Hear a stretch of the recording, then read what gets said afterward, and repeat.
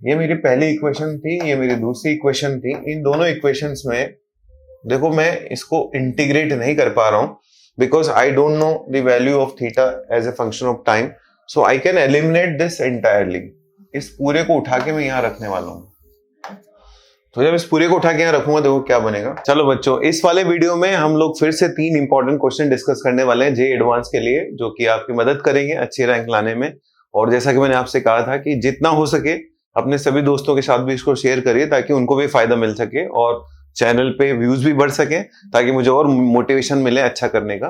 तो ये क्वेश्चन मैंने आपको पिछले वीडियो में दिया था, चैलेंजिंग क्वेश्चन था कि आपको बताना है कि अगर ये बी ए को पकड़ लेता है टी टाइम के बाद, तो टी आप if the time after which B meets A is equal to this, then you have to find out alpha. Alpha एक अननोन फैक्टर है जो वहां पे लिखा हुआ है। तो देखो यहां पर क्या है, ये एक बहुत अच्छा क्वेश्चन है रिलेटिव मोशन का। आपको पता करना है, सबसे पहली बात तो हमें ये समझना है कि इसका पाथ कैसा होगा, मतलब ये किस तरह से चल रहा होगा। तो देखो ए जो है वो कांस्टेंट एक्सेलरेशन से स्ट्रेट लाइन पे चल रहा है, ये ए का पाथ है। और जो बी है वो बी उसको ट्रैक करते हुए जाता है हर समय। जैसे मान लीजिए बी किसी टाइम पर यहां है, तो उसकी जो वेलोसिटी होगी वो हर टाइम पे इस तरह से होगी कि वो ए को देख रहा होगा, तो उस समय ए यहां पर होगा। तो अगर हम किसी जनरल टाइम की बात करें तो उस टाइम पर जो ए है उसकी स्पीड हो चुकी होगी 80, because A is moving with a constant acceleration A. B is moving with an acceleration B but magnitude में कांस्टेंट है, तो टी टाइम में उसकी स्पीड जो हो चुकी होगी वो हो चुकी होगी बीटी। फर्क क्या है? फर्क ये कि ए तो एक स्ट्रेट लाइन पे चल रहा है और जो बी है हमेशा उसको देखते हुए चल रहा है। तो जिस टाइम पर ए यहां पे होगा, बी यहां कहीं होगा और वो उसको देख रहा होगा उस टाइम भी। हर टाइम पर उसकी जो वेलोसिटी की डायरेक्शन है वो इस तरह से होगी कि वो ए को देखते हुए होगी। अगर उसको हम आगे की तरफ बढ़ाएंगे तो ए को काटेंगे। चलो मान लेते हैं कि ये वाला जो एंगल है ये थीटा है। कौन सा एंगल थीटा है? इस वाली लाइन का इस वाली लाइन के साथ एंगल थीटा है। हम कुछ चीजें इसमें बोल सकते हैं, जैसे अगर मान लीजिए इनकी वेलोसिटी ऑफ अप्रोच मेरे को निकालनी हो, velocity of approach which is dr divide by dt, इन दोनों के बीच का जो डिस्टेंस है उसके बदलने की रेट, तो मैं उसको लिख सकता हूं bt विद माइनस साइन, क्योंकि r कम हो रहा है तो उसको लिख सकता हूं bt माइनस 80 cos थीटा।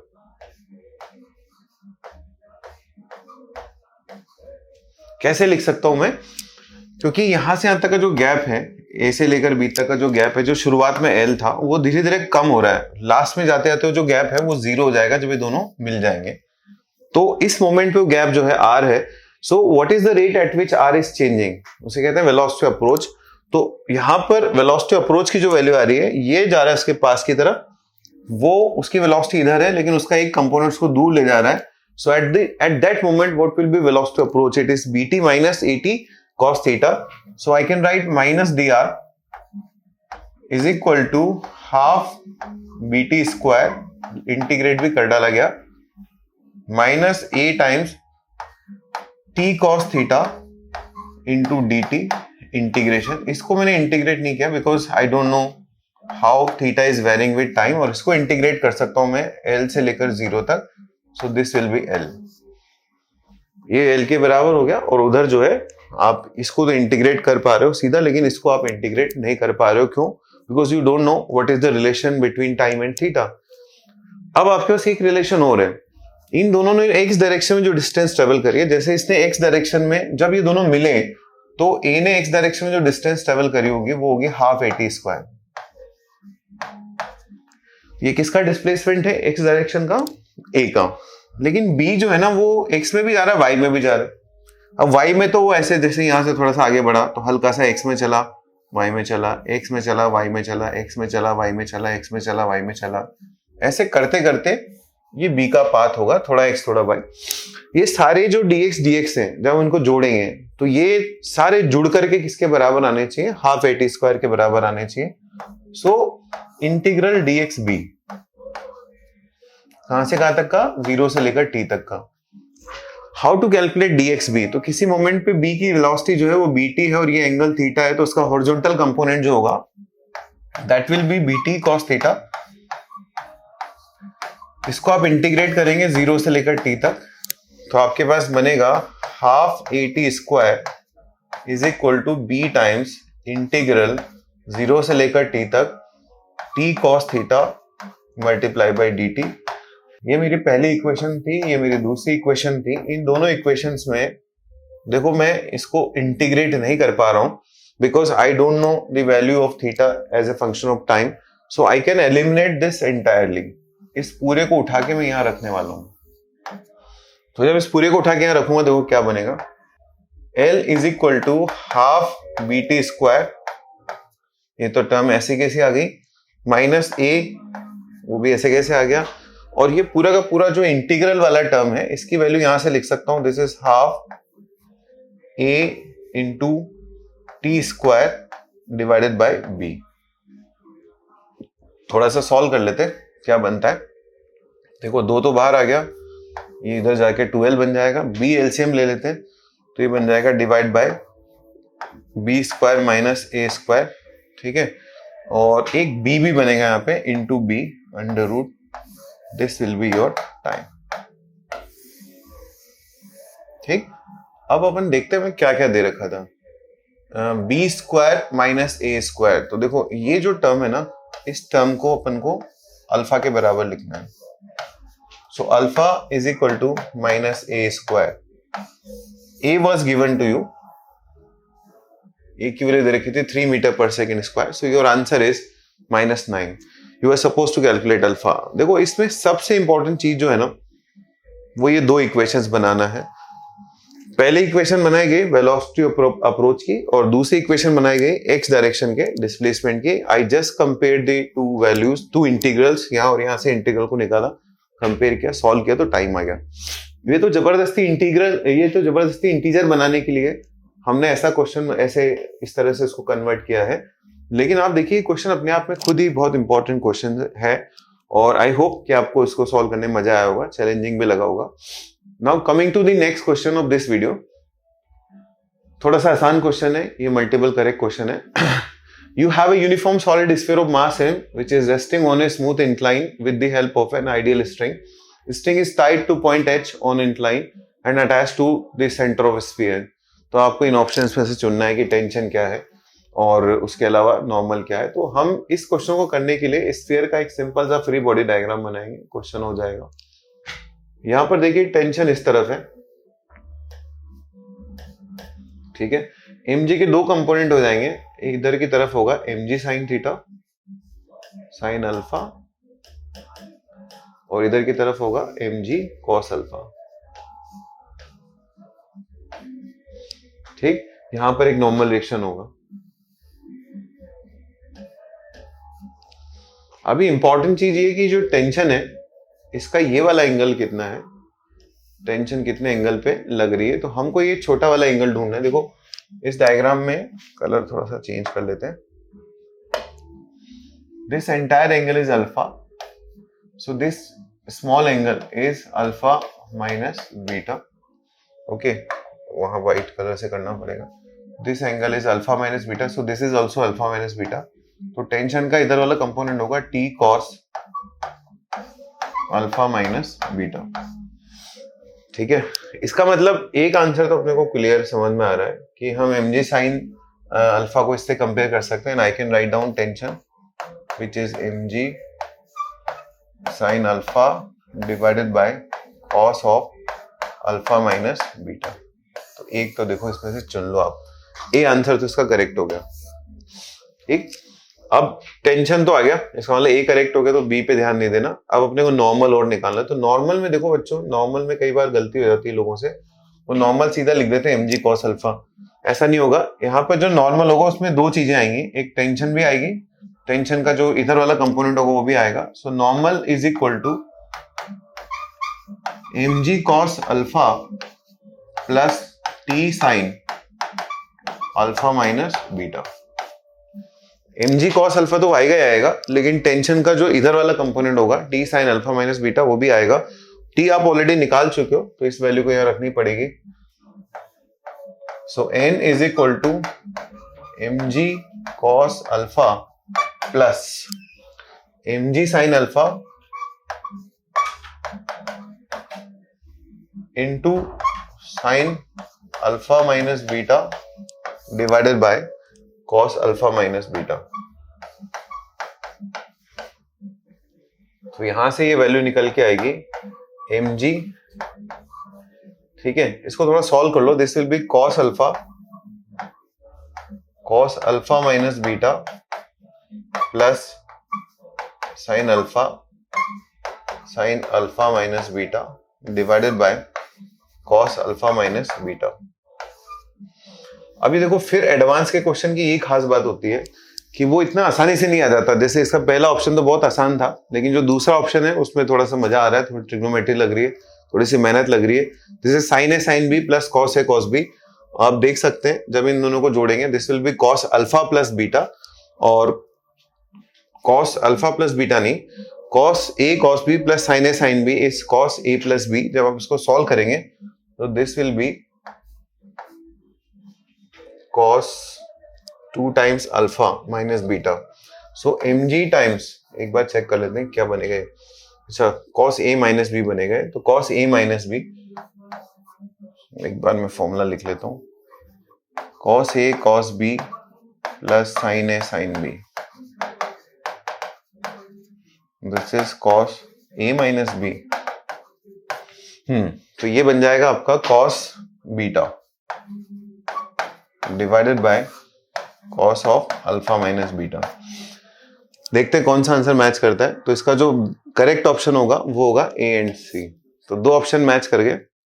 तो ये था इस वाले वीडियो का दूसरा क्वेश्चन। हाँ, तीसरे क्वेश्चन पे चलते हैं। Third question is also very important. You have a small satellite of mass m which is revolving around Earth in a circular orbit of radius r0। तो पहले वो एक सैटेलाइट था जो कि सर्कुलर पाथ पे ऑर्बिट कर रहा था with a speed v0। At certain point of its orbit, the direction of motion of the satellite is suddenly changed by angle this by turning its velocity vector in the same plane of motion such that the speed remains same. The satellite consequently goes into elliptical orbit around Earth। The ratio of the speed of the perigee to apogee। देखो पेरिजी और apogee की speed की बात चल रही है, तो पहले तो थोड़ा सा अंदाजा लगा लेते हैं हम लोग कि इसका कौन सा आंसर वैसे करेक्ट होना चाहिए। एक से छोटा करेक्ट होना चाहिए, एक से बड़ा करेक्ट होना चाहिए। पेरिजी पे स्पीड अगर वीपी है, अपोजी पे स्पीड अगर मान लीजिए वीए है, तो हम एंगुलर मोमेंटम कंजर्वेशन लगा सकते हैं। M VP RP is equal to m va ra। so vp divided by va will be equal to ra divided by rp which is more than 1। तो हम ऐसे देख सकते हैं कि इसमें से कुछ ऑप्शन तो हमारे लिए वैसे ही खत्म हो गए। 1/3 खत्म हो गया, 1/9 खत्म हो गया, because answer has to be more than 1। Now we have to find out R A and RP. अगर हमने आर ए आरपी की वैल्यू निकाली तो सीधा उसका रेशियो हमारा आंसर होगा। तो क्वेश्चन की थीम समझते हैं कि इसमें हो क्या रहा है। अर्थ के चारों तरफ एक सैटेलाइट एक सर्कुलर पाथ पे चक्कर काट रहा था and the speed was v0। ठीक है, हम बोल भी सकते हैं अगर वो r0 स्पीड पे चक्कर काट रहा था, r0 रेडियस पे चक्कर काट रहा था, तो v0 की जो वैल्यू होगी वो होगी √g times m divided by r0। This is orbital velocity. Orbital velocity was given to u। अब यहां पर किसी मोमेंट पे क्या हुआ, जब वो चक्कर काट रहा था तो किसी जगह पर अचानक से हमने उसकी वेलोसिटी को जो है रोटेट कर दिया। जैसे मान लीजिए यहाँ कहीं है तो उसको हमने ऐसे रोटेट कर दिया एक थीटा एंगल पे। उसकी वेलोसिटी इधर थी लेकिन हमने इधर से किधर कर दी, थीटा एंगल पर रोटेट कर दी। That theta is given to you, it is cos inverse 3/5। जैसे हमने उसको रोटेट किया वैसे ही वो एक इलिप्स पे चक्कर काटना शुरू कर देगा। इलिप्स पे क्यों चक्कर काटेगा? Because whenever your velocity is less than escape velocity, या तो सर्कुलर ऑर्बिटल होगा या फिर वो इलिप्टिकल ऑर्बिटल होगा। तो क्योंकि वो सर्कुलर से आपने डिस्टर्ब कर दिया, it has to be bounded orbital. Bounded orbital है तो इलिप्स होगा या सर्कल होगा। सर्कल डिस्टर्ब हो चुका है, so there is other chance कि वो क्या होगा, फिर इलिप्स ही होगा, और कोई ऑप्शन बचता नहीं है। इसका मतलब यहाँ पे इलिप्स पे जाने वाला। इलिप्स में क्या होगा, जब इस तरह से ही जाएगा तो एक पॉइंट बन जाएगा इसका पेरिजी और एक पॉइंट बन जाएगा इसका अपोजी। इस तरह से ये आपका अपोजी बन जाएगा यहाँ पे स्पीड होगी va और यहाँ कहीं पे आपका पेरिजी बन जाएगा, इस जगह पे स्पीड होगी vp। और अब ये इलिप्स पे ही चक्कर काटेगा, ये इलिप्स पे चक्कर काटता रहेगा। हमारे को कुछ इंफॉर्मेशन दे रखी है। पहली इंफॉर्मेशन तो ये है कि स्पीड नहीं बदली गई है, ठीक है। अब हमारे पास दो इंपॉर्टेंट इक्वेशन है, पहला एनर्जी कंजर्वेशन और दूसरा इंपॉर्टेंट इक्वेशन है हमारे पास एंगुलर मोमेंटम कंजर्वेशन। इस मोमेंट पे अगर मैं आपसे कहूं एंगुलर मोमेंटम लिखो, तो इसकी वेलोसिटी v नॉट इधर थी जो इधर कर दी गई, उसका वो वाला कंपोनेंट बताओ जो कि रेडियल वेक्टर के परपेंडिकुलर है, तो it will be v not cos theta.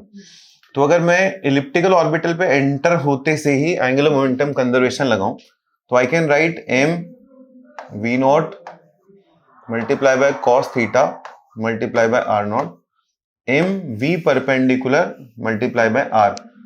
इस वेलोसिटी का वो वाला कंपोनेंट जो कि रेडियल वेक्टर इसके परपेंडिकुलर है, that will be v not cos theta multiply by r not, that should be equal to m v into r। अब इसको mvr के बराबर क्यों किया गया मैं थोड़ा सा बता देता हूं। देखो ये दो पॉइंट्स के लिए लिखा गया है। कौन कौन से पॉइंट्स के लिए? पेरिजी एंड अपोजी।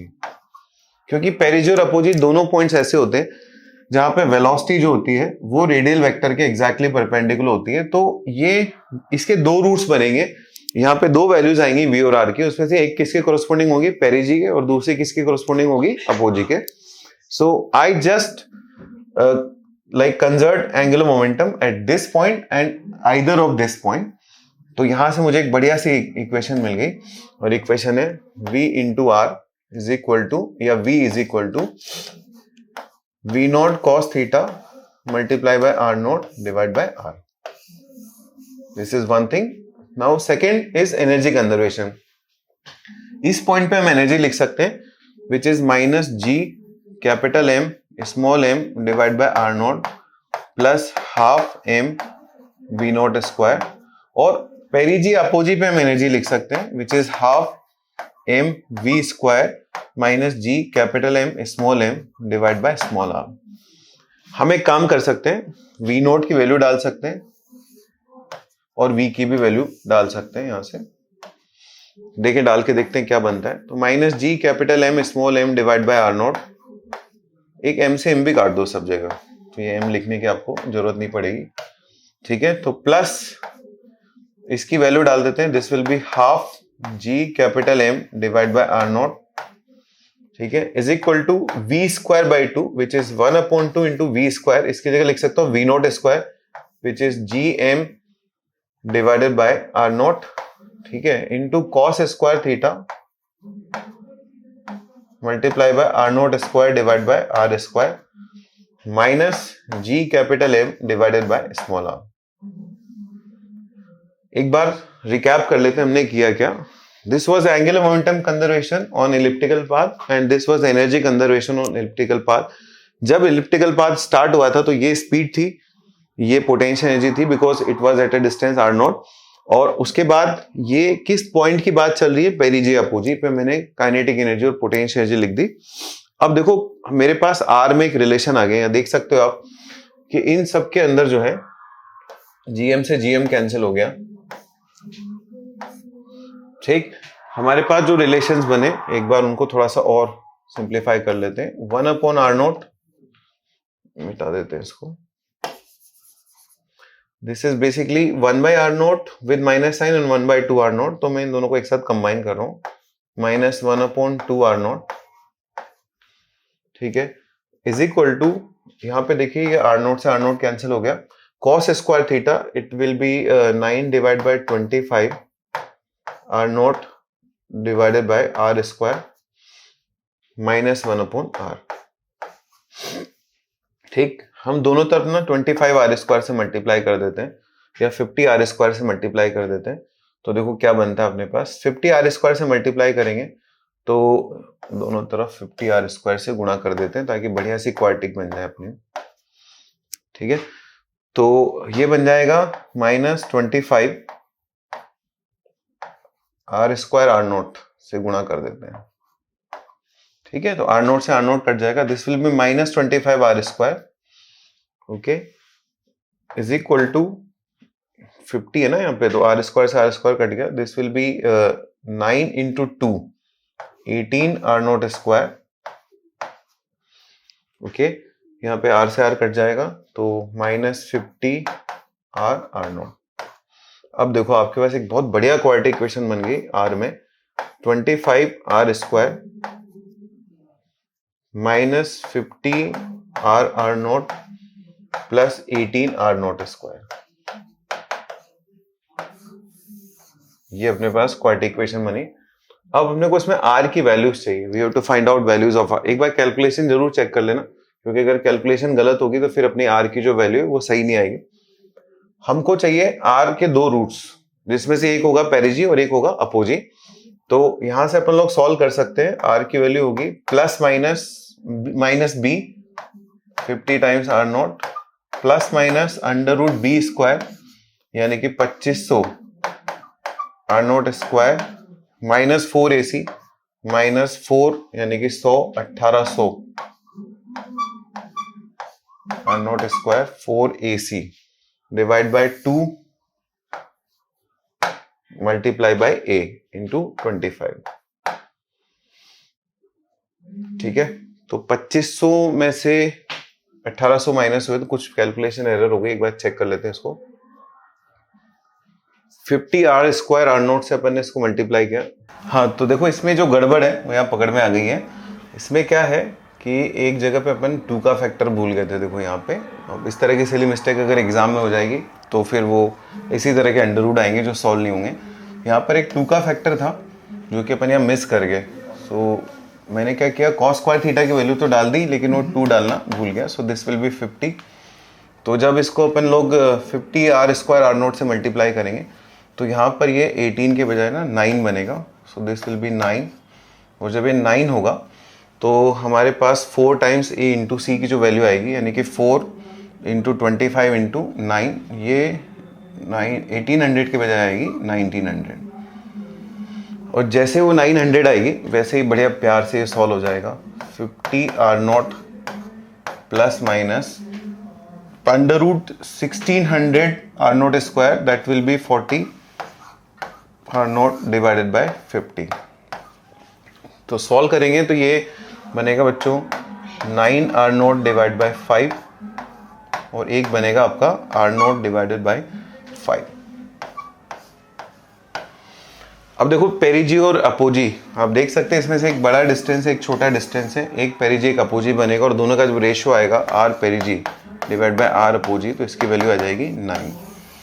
तो आप देख सकते हैं कितना इंटरेस्टिंग क्वेश्चन है, कितनी सारी चीज़ें इसमें एक साथ इन्होंने एग्जामिनर ने पूछ ली है। बच्चे को कितनी सारी चीज़ों का दिमाग लगाना है। पहली बात तो उसको ये समझना है कि ये एक बाउंडेड ऑर्बिटल होगा। बाउंडेड ऑर्बिटल में उसको क्या क्या करना है, एक लगाना उसको एंगुलर मोमेंटम कंजर्वेशन और एक लगाना है एनर्जी कंजर्वेशन। और उसमें भी फिर जैसे मेरे से एक मिस्टेक हो गई, यहाँ पे एक 2 का फैक्टर मिस हो गया तो ये यहाँ पे 18 आने लग गया जबकि वो आना चाहिए था 9, और उसकी वजह से फिर अंडर रूट में यहाँ पे 700 फंस गया।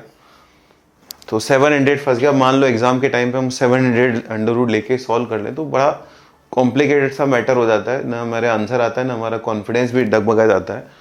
तो ऐसे केस में उसको कैलकुलेशन को चेक कर लेना चाहिए, क्योंकि अगर इस तरह का क्वेश्चन बनाया गया है तो डेफिनेटली अंडर रूट में कुछ ना कुछ डूएबल ही होगा। नहीं होगा तो रीचेक करने के बाद भी फिर जो आ रहा है फिर वो उसी पे सॉल्व करेंगे। तो ये एक और क्वेश्चन था। और इस वीडियो में एक क्वेश्चन आपको चैलेंजिंग मुझे देना है। एक सेकेंड,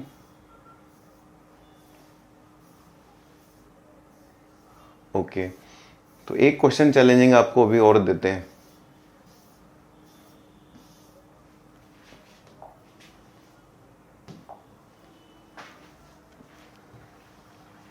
एक क्वेश्चन है आपके लिए नया, ठीक है। तो अगले वीडियो में जब आप अगला वीडियो देखेंगे तो उसके पहले इस क्वेश्चन को सॉल्व करके आएंगे। क्वेश्चन है आपके पास 2 प्लैनेट्स हैं, है ना, 2 सॉलिड स्फीयर्स हैं, 2 एस्टेरॉइड्स हैं। एक में क्या इस तरह की स्लिट बनाई हुई है और एक में इस तरह की कैविटी बनाई हुई है। और उसमें क्वेश्चंस हैं कि यहाँ से x डिस्टेंस पे हम अगर एक पार्टिकल पे फोर्स निकालते हैं वैसे वैसे यहाँ से x डिस्टेंस पे निकालते हैं तो फोर्स का रेशियो क्या होगा। और दूसरा है कि पार्टिकल को यहाँ से यहाँ तक आने में जो टाइम लगेगा और यहाँ से यहाँ तक आने में जो टाइम लगेगा, दोनों केसेस में उसका रेशियो क्या है। तो एक और बहुत अच्छा क्वेश्चन है ग्रेविटेशन के ऊपर, इसको सॉल्व करिएगा, इसके आंसर को कमेंट बॉक्स में लिखिएगा और अगले वाले वीडियो में आपको उसका सोल्यूशन मिलेगा। Good luck.